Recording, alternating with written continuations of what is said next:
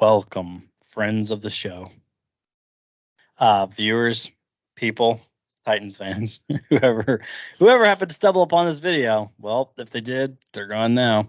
But anyways, we're back. The Titan Bros are back. We're back. We're back. You are failing this intro, buddy. Take it from the top. What's up, people? The Titan Bros are back, ready for a Titans video. We are about to give a little preview of the Bucks Titans game, and we'll keep it 30 seconds each of a recap of the Steelers. Because last you heard from us, we had just beaten the Falcons, so we were very high at that time. But we traveled to the game, Thursday night Pittsburgh game. Yeah, high on Titans. Dub, not on drugs. Don't do drugs, kids. So yeah, we were high on that, and then we drove to the game. But we worked Monday to Wednesday, so we weren't able to make a preview. And then after we got beat, we should have made a reaction last weekend, but we just didn't get around to it. So we'll both give our 30-second reaction of the Steelers game. Do you think we'll keep it in 30 seconds? Yes, go. No, well, not yet. First of all, that's basically how the video is going to go. That's the layout of it. So how are you? You ready for a nice video? Yeah. Nice video. You actually yelled. Stop.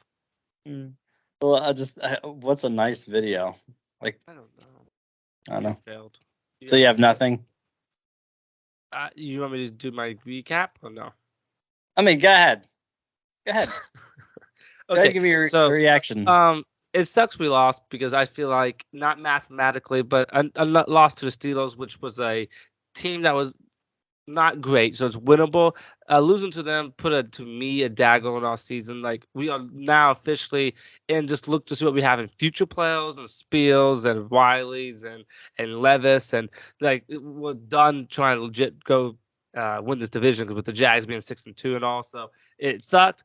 But I thought I saw, even though he didn't score any touchdowns, Will Levis showed me some promise. I like some things I saw from him with him running for his life because TJ Watt's a beast. But I saw enough to be content. But I just think that was a dagger in a way in our season. So that was my recap. Okay. All right. That was like 44 seconds, but it's okay. Did you? I started counting, and then I started thinking about other things and kind of lost count. But I think I stopped at like 25, and you went on for another 15 or so seconds. But anyways, for me, I feel like our defense is the whole bend but don't break thing, but we do that too often because eventually you're going to break and all touchdowns. That's the issue I had with the defense because technically 20 points ain't bad. But I don't know. I'm so discontent. They're situationally bad, in my opinion. That's the best way I can think of to put it. Offensively, I think our offense does what our defense allows. I feel like we were able to move it between the 20s, but we couldn't get touchdowns again. Two of them is because we were trying to get touchdown at the half, and then we're trying to get touchdown at the very end, where we couldn't just kick field goals. I know you're counting to see if how many seconds I'm going. But anyways, that's my issue with our offense. I feel like we were able to move it and just couldn't get the touchdowns. Will Levis, I'm content with it. You have a short week of practice. Your second start in the NFL, going to Pittsburgh, which we can talk from experience was a very hostile environment since we were at the game. He was fine. He wasn't the reason we lost, but he also wasn't quite the reason we were able to pull it out either. He was close to it, though. Two things. Oh, sorry. You keep going. If you're done. That was it. That's all I got. Minute and 10 seconds. One thing was I didn't like the coaching in 2 days from Kelly. One, I didn't like right before the half. We decided just to give up and kick a field goal. We decided to stop running it once we got in the red zone. Bad idea. And then I hate that we took the ball out of Will Levis' hand on the second from the last drive. We did a sweet reverse with and then we ran twice. And then we ran twice. Yeah, like we just literally just didn't let Will Levis have the chance. So bad coaching. Yeah, I didn't like that series. A lot of other people, if you follow along Titans media, Titans opinions, they're all like, "What was that series?" He'd done such a good job finding Kyle Phillips and getting us down there. Yep. And then all of a sudden he's like, all right, we're reversing. And then we're running up the middle with our second string running back twice. I'm like, what are we doing? Anyway, bad John McKelly, but that's our recap. There you go. Yeah, that's a recap for the Steelers. It'll be all right, moving on. Quick on the injury report. They have an out and a doubtful, and I'll be honest, I don't know the Bucs roster very well. I know they're main players, but like they have defensive back Josh Hayes, who's out with a concussion. I don't know if he's a starter or not. And then doubtful, they have Matt Feller. He's a guard, and again, I don't know if he's a starting guard or if he's a backup guard. So sadly, sorry, I'm not going to pretend like I know what I'm talking about. I don't know if that affects us very much at all. For the Titans, no surprises. Well, just one slight surprise. Mike Brown is out, but he hasn't been in all season, so it's fine. Burks is out. That's no surprise. Sean Murphy Bunting is out. That's not necessarily a surprise. And obviously NPF is out, which I don't even know how they ruled him out since he's probably out for season. So they probably why haven't they put him in the IR yet? Now I think about it. But anyways, and then the last one, which is the slight surprise, is Daniel Brunskill is out, which probably means it's got to be Dylan Radins at right guard. And what bothers me with this injury list, one thing is Traylon Burks out. This offense is kind of getting used to that. So it's not like he did much when he's healthy. Yeah. Honestly, it doesn't hurt as much as I thought it would. But what's bothering me is, I want to see what Will Levis has, but this offensive line sucks. And now it has injuries to the sucky offensive line. So now it's just like, man, once again, Will Levis is going to be running for his life. You know what I mean? And that sucks. Yeah. We got Andre Dillard back in there. So, okay, real quick. What's our 5 offensive linemen then? It's going to be Dillard on the left, Sucky. then Skoronski, Aaron Brewer. So those 3 are pretty much the starting 3 from the beginning of the season. And then Radins, and now Chris Hubbard should be back. That's a good thing I forgot to say. So technically we'll have the same offensive line we started the season with, but just have Radins instead of Brunskill. So. And I would say this: I don't think Radins has done terrible this year, but I like Brunskill, and I like Brunskill. So he's one I don't want to be hard to be. Yeah, I agree. Honestly, is what my pipe dream would be is Brunskill come back and then we send Radins to left tackle, because he even says himself that he's a left side player. He says he plays better on the left side, but he'll be right. He'll be right guard. I just wish I would stop finding more holes. Yes, we have a lot to money and stuff like that this offseason, but really NPF, I don't think he's the guy. Do you feel that way?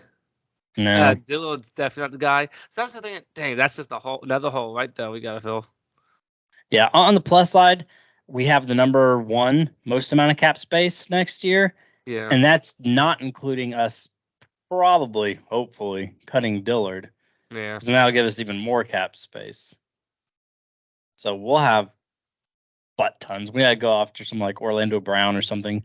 But I feel like this is a conversation that can wait, because as soon as we're out in like January, we'll have 7-8 months worth of. To be honest, this off season could be a fun off season, and it won't be as depressing as it could be, because like we suck, we missed the playoffs 2 years in a row now. It will be a little more like, hopefully we can use this to retool instead of rebuild. But, yeah, I agree, because the conversation this year was we're negative 30 million right now. So what players that we might be attached to or might be actually good, which players are we cutting? Like, that's basically what our offseason free agency was. One more thing with the offseason, then we can move on. But I kind of wish, and this is funny me saying this, because with Will Levis has been better than I thought. But what I wish we did right now? That we would just suck the rest of the year. Don't have Will Levis. Just suck the rest of the year where we get a good pick. And with our first pick, we could get a quarterback. And then with all that cap space, you can start putting off linemen / receivers to help him out. And then this quarterback wouldn't be going to a team like the Panthers, who has absolutely nothing for Bryce Young, and he just looks awful. He'd be able to come in with actually maybe some weapons and an offensive line that could protect him. That would be good. But instead, we're stuck with the lefts. But anyway. Either stuck with or blessed with. Yeah, we'll see. He's better than in 2 games better than I thought. But you don't want to be.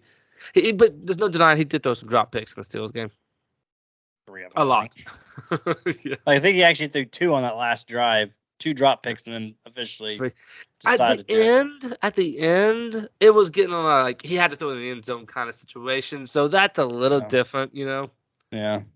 I think we should have done one more 5 and out or something like that, if you ask me. But yeah, we had like 22 yards to go in like 11 seconds. Yeah, you could easily do a either one more 5 and out or put the ball high. That's what he should have done. Josh Wiley's 6'6". Some people say 6'7".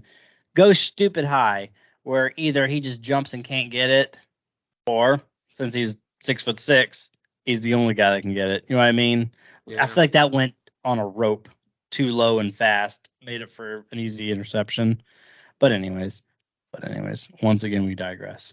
So let's hop on into this Buccaneers game. Now that we're 27 minutes, let's just hop on in.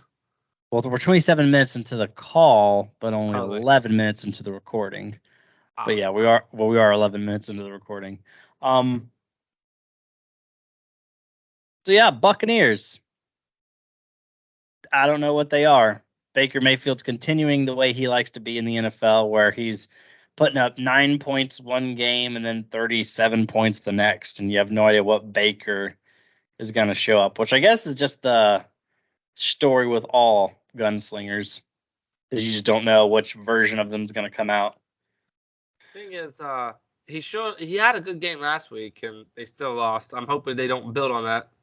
Yeah. There's something I'm scared. Sorry. No, go ahead. One thing I'm scared about is we suck at secondary really bad. I can see Mike Evans I see this so much that I'm putting him in my fantasy lineup, but I can see Mike Evans going off on us. Can you see that? I predict he will. Christian Fulton's strung together a couple of solid games. He has. But Godwin, Evans, not looking good. Probably got to torch us. Not just that, but SMB is out. So good old Trey Avery is going to get to make a start over there on the boundary, which is never ideal. So you have Trey Avery, and then you don't have Byron. So who's Molden? Is that his the backup? So you have Molden and Trey Avery. No offensive coordinator is like, oh no, what are we gonna do that? They're like, yeah, let's just throw that side, you know. No, we did get Roger McCreary back, which is nice. But still. I'll say the bright side, the Buccaneers has I think the longest losing streak in the NFL, so that's good. And it's weird because they had the longest losing streak, but honestly, I look at the roster and I'm like, I feel like they're just as good, if not better than us. And so even though they're 3-5, just like us, actually, I'm not thinking about it, this is not very an exciting game if you're not a Titan or Bucs fan, is it? 2, 3, and 5. Yeah. Even after the game, neither of them is going to be over 500. Yeah. But here's the thing, is that I just see the offense and I'm like, Baker's not bad. I've always thought he's better than people give him credit for. But I'm like, they got weapons. They're going to torch the secondary of ours. And I'm not sure. I need to look it up, honestly. I don't know how the rush attack is, but I know we can't stop the run anymore. The Steelers ran it down our throat once again. Yep. That's like 3 or 4 weeks now. I agree. It's going to be weakness versus weakness because they're actually one of the worst teams at running the ball. Yeah, so they're really bad at running the ball, and then for whatever reason, the last 4 weeks were really bad at stopping the run. What I hate, those 4 weeks is not just a little blip the radar. That's not just no big deal. It's 4 weeks now. That's a month, you know. And I'm like, okay, this is apparently who we are, but why? We have Jeffrey Simmons. We have Tart. I don't get why we can't stop the run anymore. Yeah, I don't know. Well, because what is our defense? We can't stop the run. We know our secondary is questionable, so we can't stop the run. We can't stop. I think it's our biggest issue with the defense is we're not getting to the quarterback. Yeah. Because when you got a $96 million contract for Jeffrey Simmons, when you got an $85 million contract to Harold Landry, when Danico Autry's making, I think, like $8 or $9 million a year, it's just Arden Key's making $7 a year, which isn't a crap ton, but Arden Key's making $7 a year for 3 years. That's just, you got to get home. And there's been several games, including against the Steelers, where we did not get a single sack. Not a single sack, and to be honest, well, I have mixed emotions. We didn't create much pressure, but the thing is, this is on Shane Bowen, but they was throwing the ball short every single time. So it really wasn't giving us much time to get back there. But when he did have to hold it for a while, he didn't get pressured. No. But anyway, so I will see like to see our pass rush to get back though, because I like Baker Mayfield, but he is prone to make mistakes. And so if we could get in his face, maybe he would make some of those mistakes. Have to. And I would say you called out. I want you to do it again. I remember 2 weeks ago you called out Jeffrey Simmons, which I agree with you, and said that you get paid too much. You need to step up your game. And he had a good game in Atlanta. He had a really good game. I said in Atlanta. I guess that was in Nashville. But he had a really good day. And then I'm like, okay, let's see if he can keep that going. And then he was very quiet in Pittsburgh. Very quiet. So maybe you need to call him out again and see if he can actually play well this game. I'm calling out somebody else, and it's going to be a new segment of the show, which I guess we can honestly hop into right now, where we're both going to make 3 predictions. They don't have to be bold, just like slightly boldish. Like I said, don't just say something like Derrick Henry's going to score a touchdown, which he scores a touchdown most games in his career. So it can't be something that's super common, but don't also be completely outlandish and saying, people are going to break records and things like that.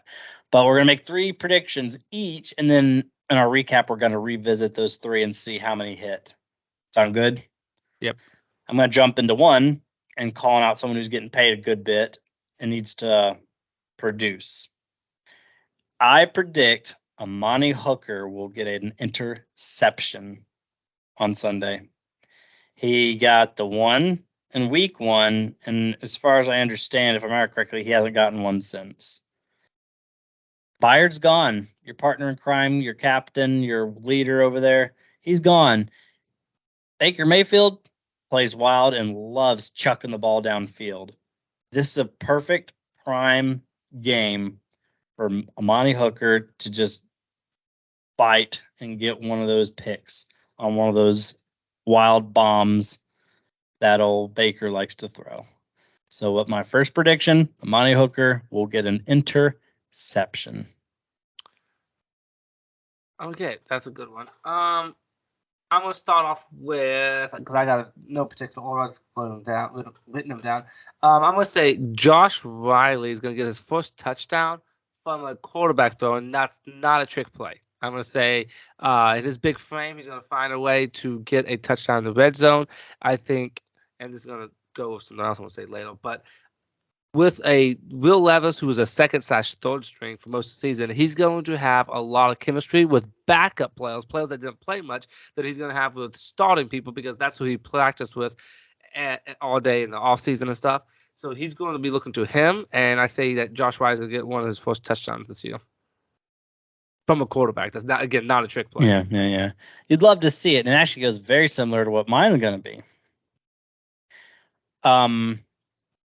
There's a stat, I don't remember what it was, but Tampa Bay is horrible against tight ends. Apparently, they're giving a lot of yards and a lot of touchdowns to tight ends. So my prediction is Chig finds the end zone for the first time this year. And that's sad that he hasn't scored yet. Yeah. He's nothing from tight ends. He's not getting yards. He's actually getting like 3 to 5 catches a game, but he'll have like 25 yards is all he's having. Yeah. I gotta say, slightly off topic, but we're not getting much from tight ends at all. Sadly, we haven't since Delaney left. Making me wonder if Chig, is he the guy or is he not the guy? Is he another hole we need to fill or not? Anyway, that's a different thing. But okay, good one. So if any of our tight ends score besides Trevon Wesco, then one of us will be right there. So I'm gonna say bold prediction: defense is going to get not 1 but 2 interceptions this game.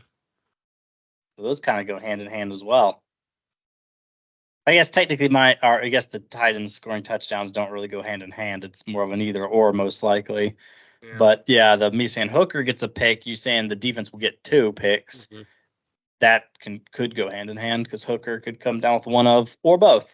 I would like to see it. That would be a nice key to victory if we're making keys to victory is get some turnovers. We need turnovers, and Baker's a quarterback who you can turn over. I think he's actually technically only thrown 4 interceptions this year. I saw that, But Baker is Baker, and Baker's gonna bake.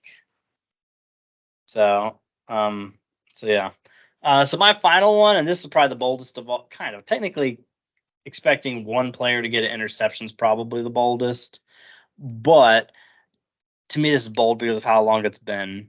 But I think against a very sus defense, especially pass defense, I think Titans will break that curse and break 30 points for the first time since we did it against. I think the last time we did it was against the Dolphins in 2021. We beat them 34-3. Remember that game? Yes. The thing that scares me about that one is, and to me, there's definitely been enough games that you could tell this is a trend. This is not just a blip on the radar. This is the second time I use that saying, but this is a trend. But we suck so much more on the road than we do at home. So if we get that 30 points, I have a feeling it's going to be in Nashville, not on the road. But Most likely. But Tampa's not stupid far from Nashville. And Tampa's more like Nashville as far as the feel, as opposed to Nashville feeling like Pittsburgh. Yeah.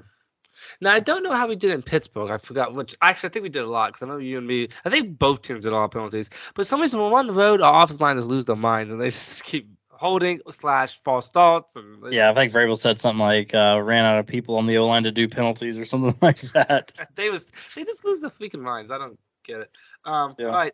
And then my last one is going to be Kyle Phillips is going to get 100 yards. It's funny you should say that. I almost used Kyle Phillips will be our leading receiver yards wise. The reason why is one, Trent Brooks is out, so that just means more targets probably around. And Will Levis liked to throw to Kyle Phillips. He got how many catches? I'm sure you know. I don't remember, but he was our leading yard wise. And he threw him a couple that was not completed. So he likes looking at Kyle Phillips. He's using Kyle Phillips a little bit better than we have been. And again, it goes hand to hand with what I said about Josh Riley is that Will Levis has a better chemistry with these backups more than he does with the starters because that's who he's been practicing with. And he looked like he was getting a rapport with Kyle Phillips. So as long as Kyle Phillips can stay healthy, I'm going to say he's going to break 100 yards. 4 for 68 is what he was. 4 for 68. And you got to admit, again, we talked about this secondary of the Tampa Bay is more, it's beatable. So I just feel like everything sounds like if Kyle Phillips can maybe break 100 yards. So maybe there you go. Maybe this is just showing the direction Titans are going and the NFL period, but the Titans especially. It's crazy when we talk about keys to the game or even doing a preview video at all, and the name Derrick Henry has not been said once. Sadly, I've been in Texas. It's not good, and it's been 9 weeks of this, and I'm just. It's funny you should say that because the NFL is just different now. Because did you know top 5 rushers this year, Derrick Henry's number 5? There's only 4 running backs who's had more rushing yards this year. Do you feel like he's only been kind of like what, he made $100 like 2 times maybe this year, 3 maybe? Yeah. He has 601 yards, and here's the thing: he has 601, but Raheem Mostert has 605, which is only 4 more. DeAndre Swift has 614, so that's only 13 more. Zach Moss is 615, so that's only 14 more. And Henry could pass him just because now Moss is taking a backseat to Jonathan Taylor. Zach Moss, you're correct. And then whenever Apache or whatever that other Devon, whatever that other Dolphins running back's name is, once he comes back from injury and starts splitting time with Raheem Mostert, he could pass him as well. And technically, first place is Christian McCaffrey. It's only at 652, so he's only got 51 yards more than Derrick Henry. McCaffrey missed a game with injuries, I believe, so it shows that he was having a pretty good season. Yeah, I mean, he was playing really good. But I say this: there's 2 things with that. One, teams don't run as much, but there's also a lot of dual backs, and Derrick Henry's not. So that actually, it kind of is now, I guess, with Spiels. But yeah. I would say, so there's some teams that runs the ball well, but they're not gonna have a back that's a top 5 because they split with 2 people and stuff. Yeah. But, yeah, I was very surprised when I saw that. I was like, Derrick Henry's number 5 this year so far with 601 yards, and he's only 51 yards away from tying first place. I was like, the league is not a running league anymore. Something I wish Titans could get over running the ball once Henry's gone. Because right now, if you have Henry, might as well use him, Yeah. But I'll say this. I just wish, and maybe it's Henry got coached out of him, or maybe he just doesn't want to. I don't know. But he don't bounce nothing out anymore. Like, I mean, watching Pittsburgh, well, I can see a lot better because he was a little higher. There was so many bounce back lanes that he'd do, and he just never, ever, ever, ever bounced back. That's where all of his big runs came from, and he's just not doing it. Yes, I realize in front of him there's not much of a push, but there's lanes all the time to the side. But anyway, what it is, what it is. But yeah, those are 3 videos. I'm gonna keep mine written down on the phone so I can look back and see how accurate I am. I'm keeping mine in my head, and hopefully I'll remember. I'm sure you'll remind me. And they're pretty simple. Hooker gets a pick, Chig gets a touchdown. We scored 30 points for the first time in way too long. If we win, it'll be our first game winning away On the from road. Nashville. Yeah, because we've sucked so bad. Actually, we haven't won yet. And I'm like, the season's been going on for too long to be winless on the road. Yeah, I agree. This will also be our hump. This will be our hump game because right now we have more games in front of us than we do behind us, and as soon as we finish this game, we'll have more behind us than we do in front of us. Yeah. You know what's annoying is if we were in a bad division, like I don't know, NFC South instead of AFC South, the season wouldn't be completely over yet. But the Jags don't look decent. The Jags look like they could be just as good as the Chiefs. They could just be good as anybody out there. Like the Dolphins are 6-2, but the Dolphins look beautiful now lately. You know, they don't look unstoppable. So the Jags, we're talking about they could be a number 1 seed. We're talking about Jags could be the best team in the AFC right now. And I'm like, that's not good for us because I don't think we're close to being that good. I'm not. I mean, they're playing good at pulling them out, and there's a lot to be said for that. I'm not really ready to crown them number 1s in the AFC or anything yet, especially when what's his name? Lawrence has only thrown 9 touchdowns. He's only averaging 1 touchdown a game. Well, here's the thing, though. Their defense is actually really good this year, like really good. And T.E. Jr. has been a beast because I got him on fantasy football. He's been a beast, so they can run the ball. Travis Etienne? Yeah. He's been so they can run the ball, play good defense. Trevor Lawrence is good. I mean, they don't really have much of a weakness. And they have good weapons. I mean, for whatever reason, Trevor may not be throwing a bunch of touchdowns. I mean, they still have good weapons. So again, I would say I'm sitting back. I'm like, Chiefs look beatable, definitely. Dolphins look beautiful.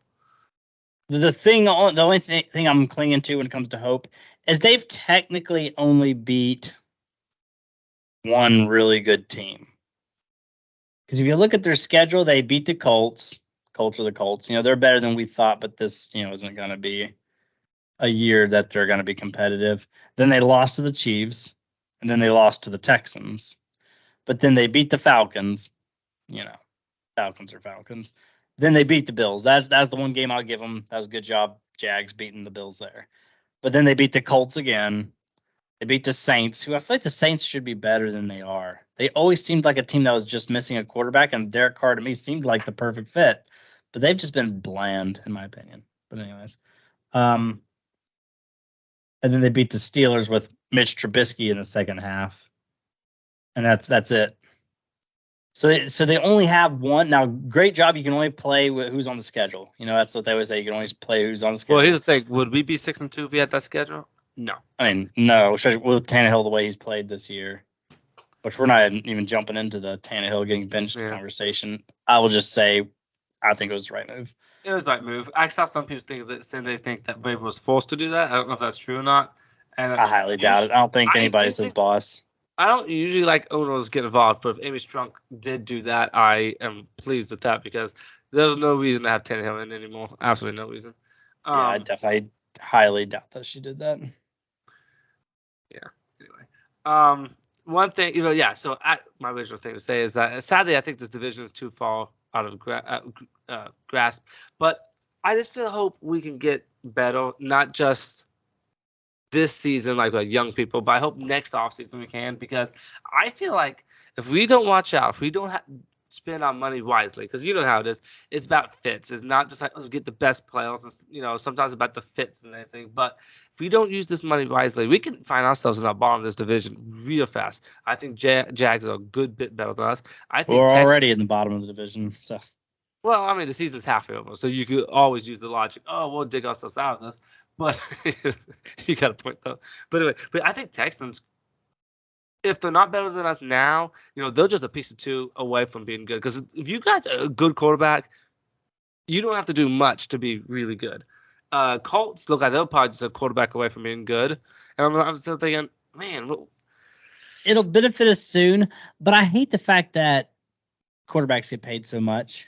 Yeah, because it really does make teams rise and fall very quickly. it does. Because one thing that we can be slightly happy about is this is Trevor Lawrence's third year. So he'll be getting a contract soon. He'll be getting a contract soon because the reason they ended up making the push they did last year and the reason they've been so good this year is they just threw honestly too much money at Zay Jones in free agency. They threw too much money at Evan Ingram, who kind of had a resurgence. They threw too much at Calvin Ridley. Like they were just kind of throwing more money than they needed to at these guys because their quarterback's making like $2 million a year, you know. And that's kind of what we're going to be. That's what's going to make us hopefully decent next year. Since Will Levis's entire rookie contract, he's making $9 million through 4 years. That's it, just $9 million. So we're just going to be able to toss money at all these people. But then guess what? He might be good. We're bringing in all these great players. Then in 3 years or 2 years, however long, you got to pay him. And then we got to start cutting people. Or letting people walk. There's very few quarterbacks, maybe 5 quarterbacks in the league, that's good enough that you give a big contract and the team can stay really good because they're there. Because after that, you're going to have quarterbacks like, oh, you're really good, but now that you're getting paid all that, everyone around you's gone, and you're not good enough to make up for that. And like, do I think Will Levis that quarterback? No, absolutely not. So I was like, even if he is good, I'm just like you said, we're gonna give him a contract, but we can't afford nobody. Then we're gonna be bad again. But that's 5 years down the road. That's 5 years down the road. But I say not only are we talking about next year's offseason conversations, now we're talking about, you know, when we're in our mid-30s, pushing late 30s conversation. So yeah, I feel like we haven't talked about the Bucks very much today. We talked about Baker and the defense. Yeah, we did a little bit. That's where our issue is. Whenever we miss a video, we talk about the things we missed because we definitely talked about the Steelers game a good bit, and we've talked a lot about the future. But anyways, we did talk about our not keys to the game, but like our predictions that we're keeping an eye on. Is there anything else we needed to say? We're 32 minutes in. Like, if you still got stuff to say, we can still say some stuff. But no. I just think the biggest thing we can look for is, again, as I keep depressingly saying, I think the division's gone, the season's gone. But let's see Will Levis get better and make improvements and give us something to be excited about going into the future. Because you got to admit, and I hate that it's this way. If you don't have a quarterback, your team's not going to be good. It's just as simple as that. And it's sad to say. So if we have all this cap space, but we have a quarterback we think is bad, it doesn't matter. We're going to be bad the next year, you know? So we need Will Levis to show us some kind of glimpse to have anything to look forward to next season. So each week, I know quarterback's the most important position, but each week, that's who my main focus is on, Will Levis. Good and bad. I'm going to judge every throw he does. Sorry, yeah, let's be honest. We probably overanalyze every single throw. But anyways, there actually is something else we need, which I can't believe I forgot the most important part of the video. Score predictions. Yeah, I was thinking about that. Oh, yeah. All right. I don't remember whose turn it is to go first, so I'll just go. Being the true gentleman that I am, I'll go first. I say Titans get the dub here. I think we get our first dub on the road. I say we win. Sticking with what I said, breaking 30. I got us winning 31-23. Well, I agree with the 23 because I got the Buccaneers winning 23-17. I think offenses. I don't think it's all that good, especially on the road. If he's home, I could easily bump us up, 21, 24 points. But we're not that good on the road. Yeah, the Buccaneers defense struggles a little bit. They can stop the run, so Derrick Henry probably won't do much. They will struggle against. We will struggle running Henry, so it's gonna be a lot on Will Levis, and I can see him doing well, but maybe a dumb pick or so. Or just miss a down throw. But we'll get like 17 points. They have a good red zone defense, so I can see where he's struggling once we get in the red zone. And then I think Baker Mayfield's going to get 23 points, which is not awful, not great. And he'll go down there. And we'll lose another game on the road and go 3-6. How exciting. Hey, we do have the Panthers coming up somewhere. Can't remember exactly what it is. That should be an easy win because they suck. Yeah, they're awful. Awful. At this point, Bryce Young's looking like the 4th best quarterback in the draft. Yeah. I think he has nothing to work with. Now, granted, if I want to be honest, I said Bryce Young is one of the most I've ever seen. Like, I don't care where you go, you're going to be good. I'm never saying that. So I'm going to eat those words. I love Bryce Young. I still love Bryce Young. I think if you use it for any other team, he'd be good. The offensive line is historically bad. And Adam Thielen's been good, but other than that, he has no one to throw to, no kind of running game. He needs help. But I will definitely say he's not done well at all. But, good. I was just going to say, good quarterback's got to elevate the players around him. Just like Tannehill's did. Right. Well, that's what our issue with Tannehill always was, is that if the pieces around him were good, Tannehill could be borderline elite. But when the pieces around him weren't good, he couldn't elevate the players around him. And that's what our problem with, at least for me personally, what my problem with Tannehill was.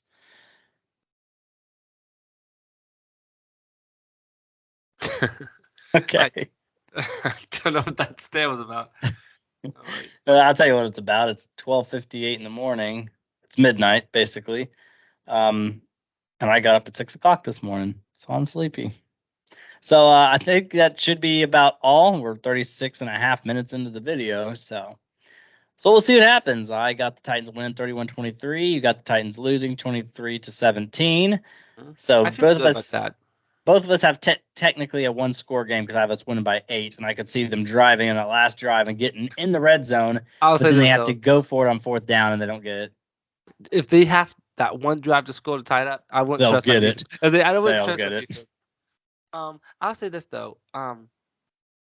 If we score 30 points, I'll be happy. If we don't do that, and I'll be shocked. I'll say that I'll be shocked. But let me put it this way: if we're gonna finally get 30 points, it's the perfect defense to do it against because they just allowed 470 yards passing with 5 touchdowns and almost 40 points. Yeah, J.J. Stroud looks good. Yeah, but maybe Will Levis can do the same. Maybe Will Levis can do the same. Maybe he can do the same, but man, I get annoyed every single time I see C.J. Stroud do good for 2 reasons. 1, he's in our division. 2, if you go back 3 months ago, 4 months ago, that's who I want. Actually, longer than that. One was drafted in April. It's the 4th month of the season. 7 months. 7 months ago. So yeah, if you go back 7 months ago and watch the video, my offseason plan, go after C.J. Stroud. Even if you got to trade a crap ton of picks, because guess what? That's what almost every team's ever had to do when they see their guy, they want their guy, and they have to go get him. Trade your picks, go get him. That was my plan, and looking like it would have been just great. But anyways, go ahead. No, I was gonna say instead we got a guard. How exciting!